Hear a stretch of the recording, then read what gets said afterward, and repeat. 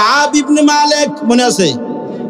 তাবুকের যুদ্ধের ময়দানে গিয়া যুদ্ধ করতে করতে করতে করতে অনেক সাহাবীরা অঙ্গ হারায় ফেলেছেন, কেউ বা পাও, কেউ বা হাত, কেউ বা চোখ। আল্লাহ নবীজি সবাইকে ডাকলেন, কার কি সমস্যা, কে কোন ক্ষতিগ্রস্ত হয়েছে আসো। পা ঝুলে আছে যে সাহাবী, সে এসে বলে, হুজুর আজকের এই যুদ্ধের ময়দানে গিয়া কাফেরদের আঘাতে, তরবারির আঘাতে আমার পা কেটে ঝুলে আছে। আল্লাহ নবী বললেন, সুবহানাল্লাহ বলার জন্য রেডি হন, ডেলিভারি দিয়ে লই। আল্লাহ নবী বললেন, ওই সাহাবীকে যার পা কেটে ঝুলে আছে, আল্লাহ নবী বললেন, সাহাবী রে, কাটা পাটা যেখান থেকে কেটে টুকরা হয়ে চামড়ার লগে ঝুলে আছে, তোমার পাটা একটু একত্রিত করে ধরো। আল্লাহ তাআলা নবীজির এই পবিত্র লালা মুবারকটা বের করে ওই সাহাবীর পার মধ্যে লাগায় দিতে দেরি হলো। সাহাবী বলেন, আমার আগের পার মতো স্বাভাবিক হতে দেরি হয় না। এই সাহাবীর পাটা কেটে চামড়ার সঙ্গে ঝুলে আছে। আল্লাহ নবী বললেন, সাহাবী রে, পাটা একটু কোনো কায়দায় মিলায়া ধরো। মিলায়া ধরা হলো। নবীজির জিহ্বার মধ্য থেকে পবিত্র লালা মুবারক বের করে সাহাবীর ওই কাটা অংশে, কাটা পায়ের অংশে ভাবে মালিশ করে দিতে দেরি হলো। কাব ইবনে মালিক বলেন, আমার এই সাথী ভাইয়ের পাখানা আবার স্বাভাবিক হয়ে গেল। শেষ না, আজকে সুবহানাল্লাহ কই শেষ করতে পারতেন না। আল্লাহ নবী বলেন, যেই সাহাবীর ওই হাত কেটে ঝুলে আছে, সাহাবীকে বললেন, হাতখানা সেভাবে ধর। তোমার এই ভাই, যেই ভাই পাখানা যেভাবে মিলায়া ধরেছে, তোমার হাতখানা যেটা তাবুকের যুদ্ধের ময়দানে গিয়ে তোমার হাতখানা কেটে ঝুলে আছে, তুমিও ধরো। কিতাবের মধ্যে আসছে, হাদিসের মধ্যে আসছে, এই সাহাবীও হাতখানা কাটা জায়গার সাথে মিলায়া ধরলেন। আর আল্লাহ তাআলার নবীজি জিহ্বা মুবারক থেকে, মুখের মধ্য থেকে একটু পবিত্র লালা মুবারক বের করে সাহাবীর কাটা হাতের মধ্যে মালিশ করে দিতে দেরি আছে। সাহাবী বলেন, আমার হাতটা আগের মতো স্বাভাবিক হয়ে যায়। ওই যে যেই সাহাবীর তীরের আঘাতে চোখ খুলে জমিনের মধ্যে পড়ে গেছে, বললাম না একটু আগে, এই সাহাবীকে আল্লাহর নবী বলতেছেন আফসোস করে, আহা, তুমি তো চোখ তো সাথে করে আনো নাই, তাবুকের যুদ্ধের ময়দানে চোখটা জমিনের মধ্যে রেখে আসছে। তুমি যদি আজকে ওই সাহাবীকে বলতেছেন, তুমি যদি আজকে চোখটা তোমার সঙ্গে করে নিয়ে আসতে পারতাম, এই তোমার যে এবার পাখানা হারালো, যার হাতখানা হারালো, ওর মতো তোমার চোখটা আমি ভালো করে দেওয়ার আল্লাহর পক্ষ থেকে সাহায্যের মদত পাইতাম। এই সাহাবী বলে, হুজুর আমি অত বোকা না, আমি যখন এই তায়েফের ময়দানে যুদ্ধ করে আমার চোখখানা যখন আমি হারাই ফেললাম, তায়েফের জমিনের মধ্যে যখন তাবুকের যুদ্ধে যখন পড়ে গেল, আল্লাহ তাআলা আমার অন্তরের মধ্যে ইলকাহ করে দিলেন, চোখটা কিন্তু ফেলে রাখিস না, এই চোখ দিয়া সামনে কিন্তু মজার খেলা আছে, চোখটা ফেলে রাখো না, নিয়ে যাও।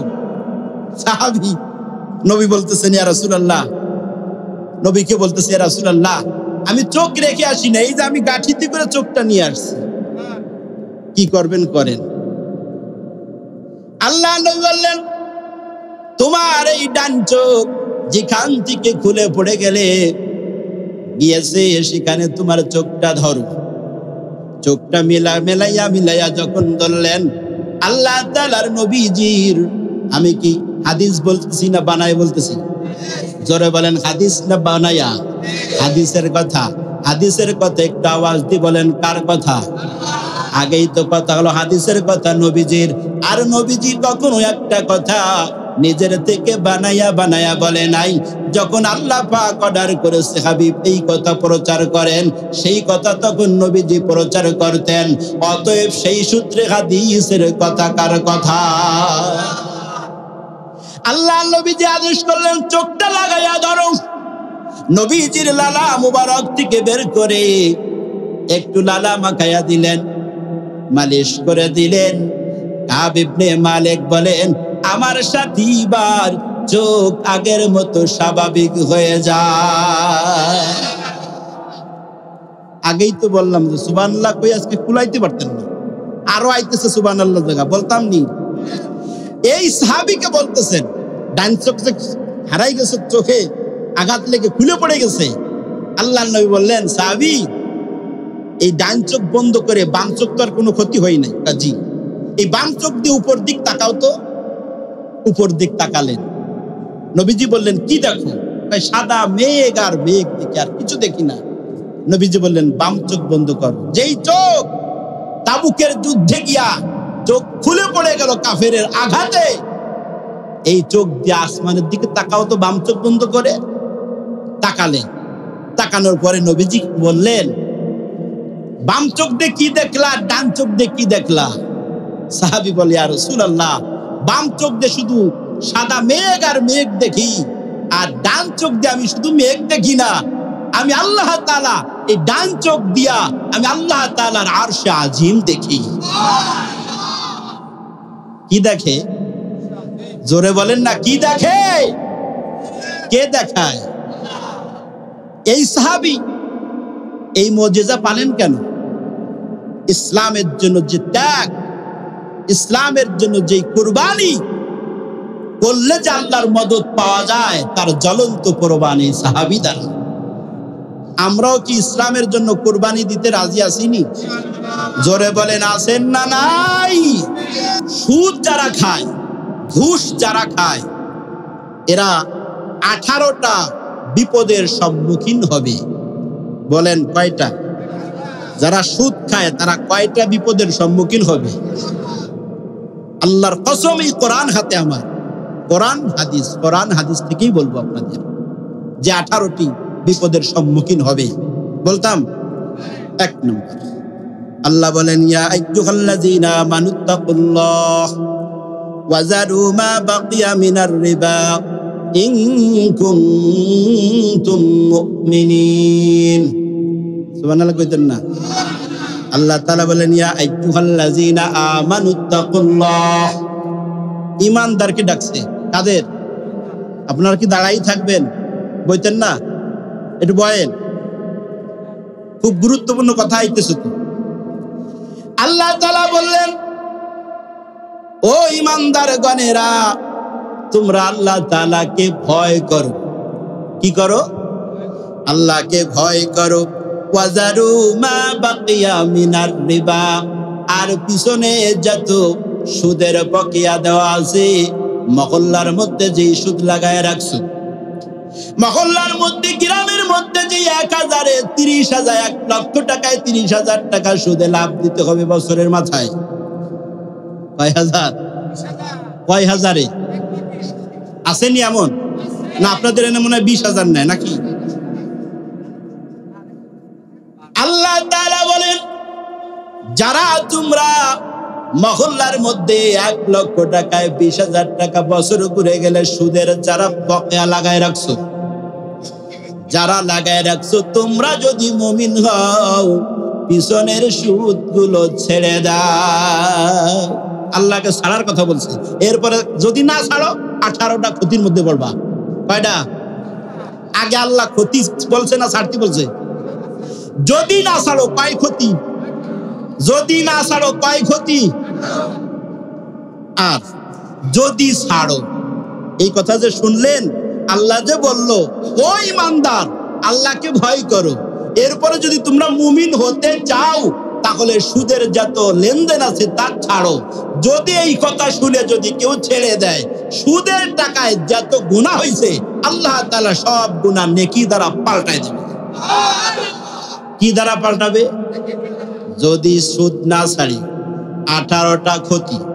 1 নাম্বার ক্ষতি আল্লাহ বলেন, আল্লাযীনা ইয়াকুলুনার রিবা লা ইয়াকুমুনা ইল্লা কামা ইয়াকুমুল্লাযী ইয়াতাখাব্বাতুশ শাইতানু মিনাল মাস। মাস মানে পাঙ্গাস, ইলিশ, এইগুলো মাছ নাকি? না।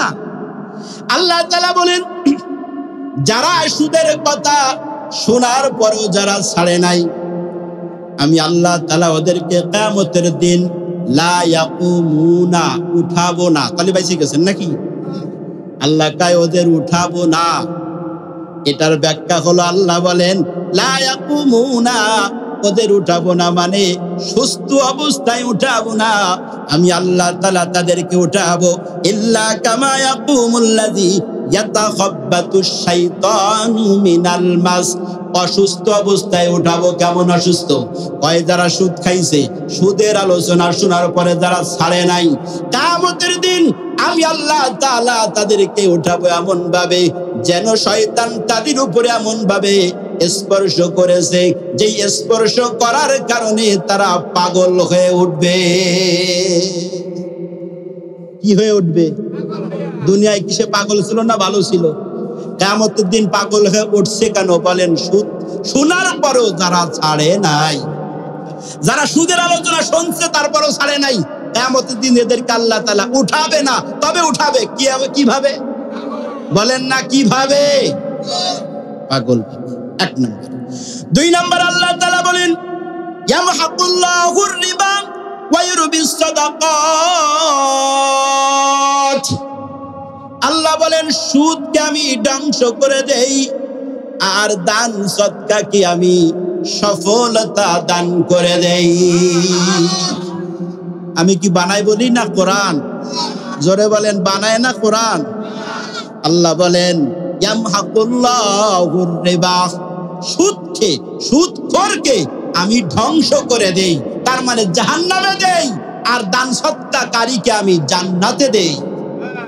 তাহলে কোথায় যাবেন? আচ্ছা, এটা নড়ে কেন? যাবেন কোথায়? জান্নাত না জাহান্নাম? সুদের বকেয়া চালু রেখে না ছেড়ে দিয়ে? আচ্ছা, আপনাদের সমস্যা হইতেছে না? এলো দুই নম্বর ক্ষতি। সুদখোর ধ্বংসশীল, দান সদকাশীল সফলতাশীল। তাহলে দুই নম্বর ক্ষতি পাইলাম, সুদখোর ধ্বংসশীল। বলেন সুদখোর।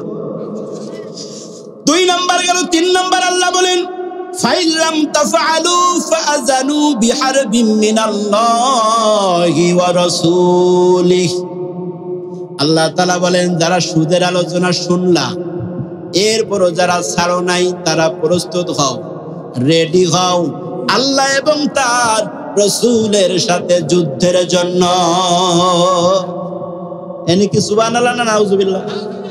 আপনারা যে নাউজুবিল্লাহ কইলেন না, আমি আবার বলি, আল্লাহ আয়াতের মধ্যে বলেন ফাইলাম তাফআলু ফাআযানু বিহারবিন মিনাল্লাহি ওয়া রাসূলি। যারা তোমরা সুদ খাও, তোমরা তারা রেডি হয়ে যাও আল্লাহর সাথে এবং তার নবীর সাথে যুদ্ধ করার জন্য। আল্লাহর সাথে যুদ্ধ করে পারবেন তো? না পারবেন? জোরে বলেন, পারা যাবে নি? নবীর সাথে যুদ্ধ করে পারা যাবে নি? কারণ আল্লাহ তাআলার সাথে যুদ্ধ করে পারার মতো বীর পহলান কেউ হয় নাই। নবীর সাথে যুদ্ধ করে পারার মতো এমন কোন পালোয়ান হয় নাই। সেই আল্লাহ বলেন বান্দারে সুদ করো, সুদ করে রা সুদ ছাড়। আর কি বলা হয়, পাক্কা মুমিন যদি হইতে চাস সুদের বকেয়া গুলি ছাড়। তিন নাম্বার ক্ষতি তালি পাইলাম, সুদ যারা শোনার পরে, সুদের আলোচনা শোনার পরেও যারা সুদ ছাড়বে না, ঘুষের আলোচনা কি বলা হয় শোনার পরও যারা সুদ ঘুষ ছাড়বে না, আল্লাহ বলেন তারা, বলো বান্দা তারা, তোমরা আল্লাহর সাথে এবং নবীর সাথে যুদ্ধ করার জন্য প্রস্তুতি নাও। পারবনি যুদ্ধ করে? তিন নাম্বার ক্ষতি। চার নাম্বার ক্ষতি আল্লাহ বলেন আমি এদেরকে কেন পাগল বানায় ওঠাবো? আল্লাহ বলেন ক্বালু ইন্নামাল বাইউ মিসলুর রিবা ওয়া হাল্লাল্লাহুল বাই'a ওয়া হাররামার রিবা। দেখেন, এক শ্রেণী যারা আছে যারা সুদ খায়, এরা বলে লাভাংশ ব্যবসার মধ্যেও পাওয়া যায়, লাভের অংশ সুদের মধ্যেও পাওয়া যায়। অতএব ব্যবসা যেমন হালাল, সুদও তেমন হালাল। আর আল্লাহ কয় আমি ওয়াহাল্লাল্লাহুল বাই'a, আমি ব্যবসাকে করেছি হালাল, ওয়া হাররামার রিবা, আর সুদ সুদকে করেছি আমি হারাম। যারা বলে ব্যবসার মধ্যে লাভ আছে, সুদের মধ্যে লাভ আছে, অতএব দুটোটাই বরাবর, মানে হালাল হালাল। আল্লাহ বলেন সুদ হারাম, ব্যবসা হালাল। আর আমি যারা যারা সুদ খায় তারা বলে উভয়টা বরাবর, উভয়টাই জায়েজ। বলুন তো দেখি কার কথাটা ঠিক হবে? আল্লাহ কয় সুদ হারাম, আমি কই হালাল, তাহলে কথা কারটা ঠিক? আল্লাহ বলেন এদেরকে এই জন্যই পাগলের বেশি উঠাবো। সূরা নিসা, কিসা, এই সূরা নিসার মধ্যে আল্লাহ তাআলা 61 নম্বর আয়াতের মধ্যে আল্লাহ বলেন যারা সুদ খাবে 4 নম্বর ক্ষতি। ক্ষতি না কয়টা? 4 নম্বর ক্ষতি। আল্লাহ বলেন কিয়ামতের দিন তাদেরকে এমন ভাবে উঠাবো যেন মনে হবে আপনাদের কারোর গলার মধ্যে যদি কেউ আঞ্জাইয়া, কেউ যদি জোরে চেপে ধরে, তাহলে তার গলা দিয়ে কি শব্দ হয়? আ আ শব্দ হয়, ঠিক না? নিঃশ্বাস নিতে পারে না, এই মরে যাবে, এই মরে যাবে, এমন একটা ভাব হয়। খুব কষ্ট সে ভোগ করে।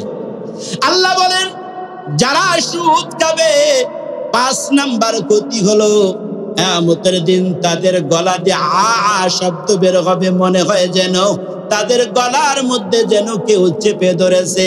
গলার মধ্যে চেপে ধরলে যেমন নিঃশ্বাস নিতে কষ্ট হয়, ঠিক তেমনি ভাবে যারা সুদ খাবে কিয়ামতের দিন তাদের গলার মধ্যে এমন ভাবে কুদরতি ভাবে চেপে ধরবো বান্দা, নিঃশ্বাস নিতেও পারবি না, ছাড়তেও পারবি না, গলার মধ্যে আ আ শব্দ হবে। এটা হলো সুদখোরের জন্য 5 নাম্বার ক্ষতি। কয় নাম্বার? জোরে বলে না, কয় নাম্বার? 5 নাম্বার ক্ষতি। 6 নাম্বার ক্ষতি আল্লাহ বলেন ইযা যাহারাজ জিনা ওয়ার রিবা ফি ক্বরিয়া। এই যে বান্দাবাড়ি একটা এলাকা, একটা মহল্লা, ঠিক না? আল্লাহ তাআলা বলেন যখন কোন এলাকায় 2টি অপরাধ বেড়ে যাবে, বলেন কয়টি অপরাধ?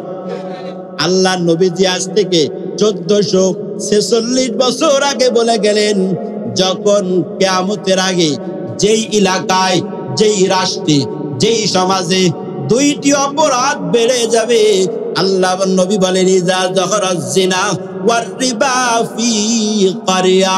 যেই এলাকার মধ্যে, যেই গোত্রের মধ্যে 2টি অপরাধ বেড়ে যাবে, ওই অপরাধ বাড়ার কারণে ওই গোত্রের লোকেরা সব পুরুষ, যারা সিংহ পুরুষ ছিল, ওই পুরুষরা সব কাপুরুষ হয়ে যাবে। কয়টি অপরাধ? জোরে বলে না, কয়টি অপরাধ? যেই এলাকার মধ্যে, যেই মহল্লার মধ্যে 2টি অপরাধ বাড়বে, 1 নাম্বার অপরাধের নাম হলো আয-জিনা, বেবিচার। কি স্যার?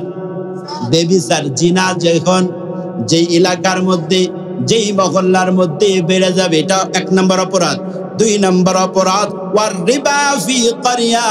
2 নাম্বার অপরাধের নাম হলো যেই মহল্লার মধ্যে যখন সুদের আদান প্রদান যখন বেড়ে যাবে, সব বীর পুরুষ এখানে যারা বসে আছেন সবাই বীর পুরুষ, এই বীর পুরুষগুলো সব কাপুরুষ হয়ে যাবে। কি পুরুষ হবে বলেন না? কাপুরুষ। সব পুরুষের ভূমিকা মহিলারা পালন করবে। পুরুষের ভূমিকা কারা রাখবে? কয়েকজন মাথা ঝোলায়। পুরুষের ভূমিকা কারা রাখবে? আর পুরুষ, বীর পুরুষ সব কাপুরুষ হবে। মহিলাদের দায়িত্ব ঘর বাড়ি থালাবাটি ধোয়া সব পুরুষে করবে, আর মহিলারা সব গাগর বাজারে যে মার্কেট করবে। আছে না নাই? ঠিক 2-1 জনে বলেন, আরে ঠিক বললো ঠিক, না বললো ঠিক, তার জোরে কোন ঠিক? সব পুরুষ, সব কাপুরুষ ঘরে থাকে, আর মহিলারা সব মার্কেট করে। এটা নবীজি বলে গেছে আজ থেকে 1446 বছর আগে, যে এটা কিয়ামতের আগে হবে। আমি বলি এটা কি হবে না কি হইতেছে? জোরে বলেন, হবে না হইতেছে? কিয়ামতের আগে ঘটবে। তার মানে কিয়ামত আর বেশি দেরি? জোরে বলেন, কিয়ামত আর বেশি? আচ্ছা, মা বোনটা আবার রাগ হবে নি যে কি কয় যে আমাকে মার্কেট বন্ধ করতে এসে হুজুর? রাগ হয় হোক, তাও পরিবর্তন হোক, রাগ হয় হোক, তাও পরিবর্তন হোক, নাকি? এরপর আল্লাহ তাআলা বলেন শুধু তাই না, قد أحلوا بأنفسهم عذاب الله। যেই মহল্লার মধ্যে ওই দুইটি অপরাধ বেড়ে যাবে, ওই মহল্লার মধ্যে আল্লাহ তাআলার আযাব দেওয়া আল্লাহ তাআলার দায়িত্ব বা কর্তব্য হয়ে যায়। ওই মহল্লায় কোনো শান্তি নাই যেই মহল্লার মধ্যে দুইটা অপরাধ বেড়ে যাবে, জিনা আর সুদ। জিনা আর সুদ, কোনো শান্তি থাকবে না ওই মহল্লার মধ্যে, ওই এলাকার মধ্যে, ওই দেশের মধ্যে। এই দুইটি অপরাধ নবী বলেছেন কিয়ামতের আগে বাড়বে। আচ্ছা, বাড়বে না বেড়ে গেছে? জোরে বলেন, বাড়বে না বেড়ে গেছে? হ্যাঁ। এরপর আল্লাহ তাআলা নবী বলেন, قال النبي صلى الله عليه وسلم ما من قوم يظهر الربا। যেই এলাকার মধ্যে যখন সুদের আদান প্রদান বেড়ে, তখন ওই এলাকার দুগ্ধ বাচ্চারা যে এইমাত্র সবেমাত্র জন্ম নিলেন, দেখেন মেলে কিনা, যেই বাচ্চাটা এইমাত্র জন্ম নিলেন, ওই বাচ্চাটা তার মায়ের বুকের দুধ সে পাবে না। সব ডানো, সব কি খাবে? মার বুকের দুধ পাবে না। আচ্ছা, এটা কি হচ্ছে না? হয় নাই? আগের মা বোনরা, মুরব্বীরা সাক্ষী দেন। আপনি যখন জন্ম নিয়েছেন, আপনি বড় ভাই ছোট ভাইদেরকে দেখছেন দুধ খেয়েও পারতো না। মা চাষিরা গল্প করতো, কি করি বলো তো বোন, আমার যে নানটু জন্ম নিয়েছে তো দুধ খেয়েই পারে না, সব বেয়ে বেয়ে পড়তে থাকে। আর এখন মা বোনরা গল্প দেয়, কি করি বলতো বোন, কি খাইলে দুধ হবে? বাচ্চা তো দুধই পায় না। কয়েকজন ঠিক কয়, জোরে কর না ঠিক? হ্যাঁ, ওইটা তো হচ্ছে, তা ঠিক কই যেটা সমস্যা কি? আচ্ছা, এটা কোন অপরাধে? যেই এলাকায় বলেন, যেই এলাকার মধ্যে, যেই রাষ্ট্রের মধ্যে যখন একটা অপরাধ যখন মিছিলের সাথে বেরোয় যাবে, ওই অপরাধটার নাম হলো সুদ। যখন সুদের আদান প্রদান যখন মানুষের ঘরে ঘরে যখন শুরু করে দেবে, এই সুদখোরের জন্য দুধের বাচ্চা তার মায়ের দুধ পাবে না। কিয়ামতের দিন এই দুধের বাচ্চা আল্লাহ তাআলার কাছে আর্গুমেন্ট পেশ করবে। কি পেশ করবে? অভিযোগ। বলেন না, কি পেশ করবে?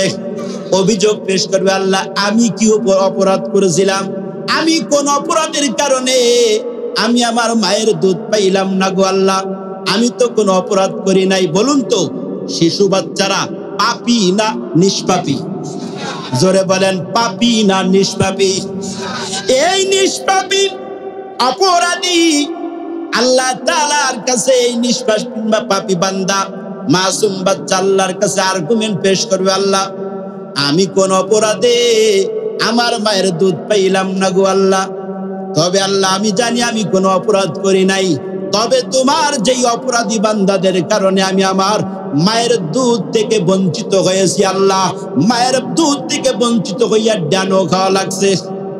বুঝলেন নাই? ডানো খাওয়া লাগছে আল্লাহ, এই অপরাধীর আমি বিচার চাই। অপরাধী কে? কান্ত না না না, সুদখোর। অপরাধী কে? আপনারা কি খেয়াল করে শুনতেছেন না? মনে হয় দুধের বাচ্চা তার মায়ের দুধ পায় না, কোন অপরাধীর কারণে? আল্লাহ বলবেন, আল্লাহ, বান্দা শিশু বাচ্চা বলবে, আল্লাহ, আমি তো কোনো অপরাধ করি নাই, তবে যার অপরাধের কারণে আমি দুধ পাই নাই আল্লাহ, সেই অপরাধীর বিচার চাই। আল্লাহ তাআলা কোন অপরাধীর বিচার করবে বলুন তো দেখি? এই তো মুখস্থ আছে আপনাদের, সুদখোরের বিচার করবে। দিকায় কিও কি কোনোদিন শোনো নাই সুদের ব্যাপারে? আল্লাহ, শুনছিলাম তো সূরা মুলক, আল্লাহ বেটকি দিয়া উড়াই দিছিলাম। দূর, হুজুররা তো এমন কয়, হুজুররা তো এমন বলেই তো। ওয়াকালু লাউ কুন্না নাসমাউ আও নাকিলু, সূরা মুলকের মধ্যে আছে না? আল্লাহ তাআলার এই অপরাধী বান্দারা বলবে, আল্লাহ, সব বাতাসের সাথে উড়াই দিয়েছিলাম। হুজুররা তো এমন বলেই। আল্লাহ, সুদের মধ্যে যেই লাভ ছিল, আল্লাহ কি ছাড়া যায়? আল্লাহ কি ছাড়া যায়? এটা তো ছাড়া যায় না। আল্লাহ বছরে 30,000 লাখ, এ ছাড়া যায়নি? ছাড়া যাবে নি? আপনারা যাবে কোন? মানে আপনারা কি খান? কি ঘটনা কি? আরে যারা খায় তাগের কথা বলতেছে, আপনার তাকে সমর্থন। ছাড়া যাবে নি? জোরে বলেন ছাড়া যাবেনি। আল্লাহ তাআলা বলেন, দেখেন আরো গজব, সুদের কারণে, সুদখোরের কারণে। মজার একটা ব্যাপার, যদিও না জায়েজ, করবেন না এই কাম, বলে যাবনি, করবেন না তো। চিহ্নিত টাটকা সুদখোর, একেবারে কি টাটকা, মানে এই মাত্র ধরা পড়ছে, টাটকা সুদখোর। 7 জন সুদখোরের নাম যদি কোন গরুর গলায় লাগাই দেন, বাইন্দা নাম লিখে যদি লাগাই দেন, ওই গরুর একটাও মাছিতে কামড় দেবে না। কি বরকতের নাম না? মাছি মশাও তার নামের উপরে থুথু দেয়। সুবহানাল্লাহ দি কোন না নাউজুবিল্লাহ কোনটা কবেন তা কোন? কোন সুদখোরের টাটকা কি টাটকা 7টা সুদখোরের নাম যদি লিখে গরুর গলায় ঝুলাই দেন, পরীক্ষা করারও দরকার নেই। একটা মশা, একটা মাছি, একটা ডাসেও কামড় দেবে না। কথা বুঝেন নাই? আল্লাহ তাআলা বলেন, যে এলাকায় মা মিন কওমিন ইয়াজহারুর রিবা, যে এলাকার মধ্যে সুদের আদান প্রদান বেশি হবে, ইল্লা উখিযু বিসসামাই মিম্মাইন, আল্লাহ তাআলার নবী বলেন, যে এলাকার মধ্যে যখন সুদের আদান প্রদান বেশি হবে, ওই এলাকার মধ্যে মিনাস সামাই মাইন, আল্লাহ তাআলার রহমতের বৃষ্টি বন্ধ হয়ে যাবে। কি বৃষ্টি কোন? জোরে বলেন কি বৃষ্টি? সুনানে আহমদ 22,822 নম্বর হাদিস বললাম এই জায়গা। আল্লাহ তাআলার নবী বলেন, যে এলাকার মধ্যে সুদের লেনদেন বাড়বে, ওই এলাকার জন্য শুধু তাই না, এই পাপীর জন্য গোটা দেশের মধ্যে আমি আল্লাহ তাআলা রহমতের বৃষ্টি বন্ধ করে দেব। এবার বলবেন হুজুর বৃষ্টি তো হয়, বৃষ্টি হইতেছে না, এটা রহমতের বৃষ্টি না। রহমতের বৃষ্টি কোনটা? যখন আমি ফসল বপন করলাম, লাগালাম, ওই ফসলের জন্য যখন বৃষ্টির প্রয়োজন, তখন বৃষ্টি হওয়াটা হলো রহমতের বৃষ্টি। আর এখন দেখা যায় ধান পুরো সিজনে কোনো বৃষ্টি নাই, ধান যখন কাটবো এই সময়ই বৃষ্টি। আচ্ছা কথা মেলছে নি? জোরে বলেন কথা মেলেনি রে? তা হন না কবেন না আপনারা, তা ভয়ের কি আছে? আল্লাহ তাআলা বলেন, নবীজি বলেন, যেই এলাকার মধ্যে, আবার যেই এলাকার মধ্যে সুদের লেনদেন বেড়ে যাবে, ওই এলাকা শুধু নয়, ওই পাপীর জন্য গোটা দেশের মধ্যে আমি আল্লাহ তাআলা রহমতের বৃষ্টি বন্ধ করে দেব। যখন বৃষ্টির প্রয়োজন তখন বৃষ্টি পাওয়া যায় না, যখন বৃষ্টির প্রয়োজন না তখন বন্যা পাওয়া যায়। বৃষ্টির ঠেলায় কি পাওয়া যায়? বন্যা। আছে না নাই? আচ্ছা এই রীতি আল্লাহ শুরু করছে না করছে না রে? আচ্ছা বলুন, এই রহমতের বৃষ্টি কোন অপরাধীর জন্য আমরা হারালাম? জোরে বলেন কোন অপরাধী? আচ্ছা, এরপর আল্লাহ তাআলা নবী বলেন, মা আমিল কওমিন ইয়াজগারু ফি হিমামুন শাইন। দেখেন এটা মিলে যাবে প্রতি ঘাটে ঘাটে। যে আগেরটা কিছু সুদ, এবার নবী বলেন যে এলাকার মধ্যে ঘুষের প্রভাব বেড়ে যাবে। ঘুষ কি কি বলেন? আর আগের তালো কি? সুদ। যেই এলাকার মধ্যে ঘুষের প্রভাব বেড়ে যাবে, বিচারক মন্ডলী পকেট গরম ছাড়া, গরম করা ছাড়া বিচারে বসে না। আছে না নাই? আল্লাহ নবী বলেন, আতাইতু উসরিয়া ফি আলা কওমিন। নবী বলেন, ইবনে মাজাহ হাদিস নাম্বার 2273 নম্বর হাদিস। 2273 নম্বর হাদিসের বর্ণনা শুনাইতেছি এখন। ইবনে মাজাহ নবী বলেন, আমাকে আল্লাহ তাআলা একটা স্বপ্নে দেখালেন, যে স্বপ্নের মধ্যে 2 জন ফেরেশতা আমাকে আল্লাহ তাআলার মাঠ জমিন ভ্রমণ করার জন্য আমাকে নিয়ে যাইতেছে। কোথায়? স্বপ্নে। বলেন কিসে? কয়জন ফেরেশতা? এই হাদিসের শেষ অংশে আসছে ওই দুইজন ফেরেশতার কেউ না, ওই দুইজন ফেরেশতা একজন হলেন হযরতে মিকাইল, কি হযরতে মিকাইল, আর একজন হলেন ওই ফেরেশতা যেই ফেরেশতা আল্লাহ পাকের কথা নিয়া নবীজির কাছে আগমন করতেন। বলুন তো কে? হযরতে জিবরাইল। আর এইদিকে হযরতে মিকাইল। স্বপ্নের মধ্যে নবীজি স্বপ্নে দেখে আমাকে এই দুইজন ফেরেশতা আল্লাহ তাআলার পবিত্র জমির মধ্যে আমাকে ঘুরতে নিয়ে গেলেন শিক্ষা সফরে। কোথায়? এই সফরে আমি দেখলাম একটা গোত্রের মধ্যে দিয়ে আমি চললাম, বুতিয়ুতুনহুম কালবুয়ুত।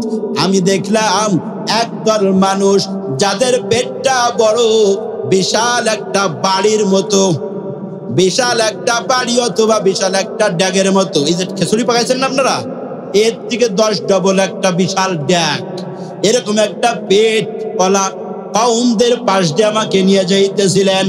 আমি জিব্রাইলকে বললাম, ও জিব্রাইল, ফিহাল হায়াত, ও জিব্রাইল, যাদের পাশ দিয়ে আমাকে নিয়ে যাইতেছো এদের পেট বড় ড্যাগের মতো দেখা যায়, মিন খারিজি বুতুনিহিম, আর এই পেটের মধ্যে বাইরে থেকে দেখা যাচ্ছে জিব্রাইল পেটের মধ্যে হাজার হাজার সাপ দেখা যায়। রে জিব্রাইল, এরা কারা? এটা কি বাস্তব না স্বপ্নে? তবে নবীজির স্বপ্ন ওহী। নবীজির স্বপ্ন কি? জোরে আওয়াজ দিয়ে বলেন, নবীজির স্বপ্ন কি? এই স্বপ্নের মধ্যে আল্লাহ নবী বললেন, আমাকে একটা এলাকা দিয়া, একটা গোত্র দিয়া আমাকে নিয়ে যাইতেছি ভ্রমণ করার জন্য। আমি এই দুইজন ফেরেশতা, নাম কি? মিকাইল আর হযরতে জিব্রাইল, এই দুইজন আমাকে নিয়ে যাইতেছে এমন একটা জায়গা দিয়া, যেই জায়গায় হাজার হাজার মানুষ আমি দেখতে পাইলাম যাদের পেটটা বড় ড্যাগের মতো। ড্যাগের মতো পেটের মধ্যে আওয়াজ দিয়ে বলেন কি দেখা যায়? জোরে বলেন কি দেখা যায়? সাপ দেখে আল্লাহ নবী বললেন, ফাকুলতু মান হাউলা ইয়া জিব্রাইল, এ জিব্রাইলেরা কারা? যাদের পেটটা বড় ড্যাগের মতো আর এই ড্যাগওয়ালা পেটের মধ্যে সাপ দেখা যায়, এরা কারা? আল্লাহ তাআলা নবীকে জিব্রাইল বললেন, মান হাউলা ইয়াকালুর রিবা, ইয়া রাসূলুল্লাহ, এরা আর কেউ না, এরা আপনার উম্মত। তবে সেই উম্মত যাদের পেটটা বড় ড্যাগের মতো দেখা যায়, এটা আপনার উম্মত। এই উম্মত যারা এই পেটটা ড্যাগের মতো হইল, ড্যাগওয়ালা পেটের মধ্যে সাপ দেখা যায়, এটা আর অন্য কোন অপরাধের কারণে না। ইয়া রাসূলুল্লাহ, ইয়া হাবিবাল্লাহ, গো আল্লাহর নবী, আপনার এই উম্মত জীবদ্দশায় সে সুদের লেনদেন করত। ইবনে মাজাহ 2273 নম্বর হাদিসের বর্ণনা শোনালাম। সুদখোরের পেট, আওয়াজ দিয়ে বলবেন কিসের মতো হবে? এই ড্যাগের মতো পেটের মধ্যে কি থাকবে? সাপে। ওখানে তো কি বলা হয়, খুব আদর করে। সাপে কি করে? ছগল দেয়, কলিজার মধ্যে ছগল দেয়। ওই ড্যাগের ওয়ালা পেট, ওই পেটের মধ্যে যেই সাপটা দেখলেন, সাপের ওয়াকিয়া নবীজিকে শোনানো হলো। ইয়া রাসূলুল্লাহ, ওই দুইজন ফেরেশতা, ইয়া রাসূলুল্লাহ, আপনার এই উম্মতের পেটের মধ্যে যেই সাপ দেখলেন, হাজার হাজার সাপ, এর একটা সাপ যদি দুনিয়ার মধ্যে যাওয়ার কোনো সুযোগ লাইন করে দেওয়া হইতো, এই সাপ যদি একটা নিঃশ্বাস নিতেন দুনিয়ার জমিনে, সারা দুনিয়ার যত সবুজ তরুলতা আছে সবের বিষের যন্ত্রণায় সব গাছপালা মারা যাইতো। নাউজুবিল্লাহ, জোরে কর না। এই সাপে কাকে ধ্বংসন করবে? জোরে বলেন কাকে? তাহলে সুদ খাবেন না ছাড়বেন? জোরে বলেন, খাবেন না ছাড়বেন? আল্লাহ নবী বলেন, এই হাদিস কানা, এটা ইবনে মাজার মধ্যে আসছে 2200, আগেরটা ছিল 73, আর এটা হলো তার আরেকটা হাদিস, সামনেরটা কয় নাম্বার কত তাহলে? 74। এই হাদিসের বর্ণনা আসছে, আল্লাহ নবী বলেন, আর রিবা 70 হুবান আইসারুহা আন ইয়ানকিহার রাজুলু উম্মাহ। এই হাদিস খানা শোনার পরে একটু আওয়াজ করে নাউজুবিল্লাহ বলবেন। কি বিল্লাহ? জোরে বলেন, কি বলবেন? আল্লাহ নবী হাদিসের বর্ণনায় বলেন, যারা সুদ খায় এরা 70টা অপরাধ করলে যেই গুনাহ হয় তার মানে 70টা গুনাহ এমন অপরাধ যেই অপরাধের কোনো ক্ষমা নাই, যেই অপরাধের কোনো মাপ নাই। যারা সুদ খায় তারা 70টা অপরাধ করে। কয়টা অপরাধ? জোরে বলেন কয় অপরাধ? 70 অপরাধ। নবী বলেন আর রিবা 70টা অপরাধ, যে অপরাধের কোনো ক্ষমা নাই এমন অপরাধ করে সুদখোররা। এর মধ্যে ছোট যে অপরাধ, কি অপরাধ? 1 নাম্বার 2 নাম্বার 70 নাম্বার পর্যন্ত না গেল, 70টাই তো একের মধ্যে বড় গুনাহ। তো এর মধ্যে 1 নাম্বার যে ছোট গুনাহটা, এই গুনাহটা আন নিকাহুর রাজুলু উম্মা, সুদখোর তার আপন মাকে বিয়ে করলে যেই গুনাহ হবে সুদখোরের আমলনামায় সেই গুনাহ। আপন মাকে কি করা? বিয়ে করা। আচ্ছা বলুন, আপন মাকে বিয়ে করা জায়েজ আছে নি? জোরে বলেন, আপন মাকে বিয়ে করা জায়েজ আছে? জায়েজ নাই, তারপরও সে করছে, তাহলে সব না গুনাহ হইছে? এই গুনার মালিক হবে কারা? জোরে বলেন, এই গুনার মালিক হবে কারা? সুদ করো আমার মা বোনেরা, তোমরা যারা শুনতেছো তোমার স্বামী সুদ খায়, একটু বুঝাও। দিন আনবা দিন খাবা, হালাল পয়সায় ইনকাম করবা, সুদের কোন লেনদেনের মধ্যে যে ওনার স্বামী আমার বিবি যদি এমন স্বামীকে বোঝায়, নিশ্চয়ই আমি আশাবাদী আল্লাহ তাআলা এই স্বামীকে পরিবর্তন করে দেবে। যদি তার স্ত্রী তার স্বামীকে বোঝায় এই সুদের পয়সার আমাদের ঘরে ঢুকায়ও না, মেয়ে যদি তার বাবাকে বোঝায় বাবা আমাদেরকে মাসে মাসে 3 পিস দেওয়া লাগবে না, সন্তান যদি তার বাবাকে বোঝায় বাবা আমাদেরকে মাসে মাসে দামি দামি আমার জামা কাপড়ের দরকার হবে না বাবা, সুদ তুমি ছাড়ো, হালাল তুমি ধরো। মা যদি বুঝায়, মেয়েও যদি বুঝায়, ছেলেও যদি বুঝায়, আমি আশাবাদী এমন কোন পাষাণ বাবা নাই যেই বাবা তার স্বামীর কথা শুনবে না, যেই বাবা তার মার মেয়ের কথা শুনবে না, যেই বাবা তার সন্তানের কথা শুনবে না। নিশ্চিত আমি আশাবাদী শুনবেই, ঠিক না? কারণ সুদখোরের গুনাহ হচ্ছে, আরে আমার বলতে লজ্জা লাগে এবং ভয় করে যে মাকে বিবাহ করলে যেই গুনাহ, সুদ খাইলে সেই গুনাহ। আরো নাউজুবিল্লাহ জায়গা আছে তো, বলতাম নি। আল্লাহর নবী বলেন, এই হাদিসের মধ্যে আল্লাহর নবী বলেন তোমরা 7টি অপরাধ থেকে বেঁচে থাকো। বলেন কয়টা অপরাধ? আল্লাহ তাআলা ইজতানিবুস সাবআল মুবিকাতি ক্বালু মা হুন্না ওয়া আকালুর রিবা ওয়া আকালু মালিল ইয়াতীম। সবগুলো বলার আমার সময় নাই। এদিকে নামাজ আর জিকিরের আলোচনা রয়েছে, মনে আছে? এজন্য সুদের আলোচনা যদি করি সারা রাত হয়ে যাবে। এজন্য নামাজের কথাও বলা দরকার আছে না নাই? জিকিরের কথাও বলা দরকার আছে না নাই? এটা আমার শেষ পয়েন্ট, সুদের আলোচনা। আল্লাহ তাআলা নবী বলেন 7টা তোমরা ধ্বংসকারী থেকে, ধ্বংস বস্তু থেকে তোমরা ফিরে থাকো। কয়টা? 7টা। নবী বলেন এর মধ্যে একটা হলো ওয়া আকিলুর রিবা।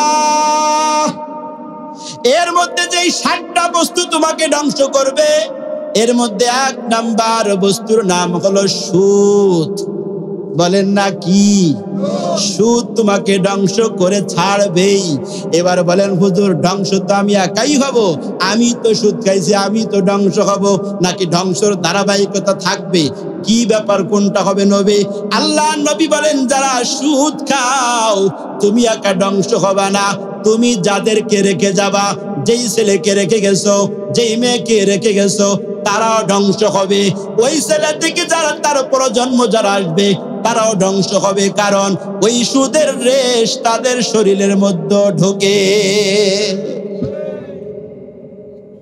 সুদের যে অর্থ সম্পদ রেখে গেছো, ওই অর্থ তো তোমার সন্তান ভোগ করতেছে, তাই সেও ধ্বংস। ওই সন্তান যাকে বিয়ে করলো, বিয়ে করার পরে যেই সন্তান জন্ম নিল তার মধ্যে তো সুদের একটা অংশ ঢুকে গেল, সেও ধ্বংস হবে। অতঃপর তোমার প্রজন্মে যারা আসবে তুমি একা ধ্বংস হবে না রে সুদখোর, তোমার পূর্বপুরুষ যারা আসবে সবাই ধ্বংস হবে। এর অর্থ হইল তারা সবাই জাহান্নামী হয়ে যাবে, জান্নাতে যাওয়ার কোনো সুযোগ হবে না। বলুন জান্নাতে যাবে না কে? এই যে একজন কয় কে? জান্নাতে যাওয়া হবে না। আচ্ছা, জান্নাতে যাবেন না জাহান্নামে যাবেন? জান্নাতে যাওয়ার তাহলে লাইন করে দিয়ে যাই। আল্লাহ তাআলার নবী বলেন, অপরাধ তো তোমরা করে ফেলেছো। আল্লাহ তাআলার নবী বলেন, অপরাধ তো তোমরা কি করছো? করে ফেলেছো। এই যে যারা সুদ খাইছে সারা জীবন, অপরাধ করছে না করছে না? আল্লাহ তাআলা বলেন, যারা তোমরা অপরাধ করে ফেলেছো, আসো তওবা করার লাইন ধরায় দিয়ে যাই, গুনাহ মাপের লাইন ধরায় দিয়ে যাই। অল্প সময় দিবেন নি আপনারা? শুধু সুদ করে গুনাহ মাফ হবে না, যারা আরো অন্য সাইডে যেই গুনাহ করেছি, হুজুর চোখের গুনাহ কম করে নাই, যুবকরাও চোখের গুনার মধ্যে বেশি নিমজ্জিত আছেন।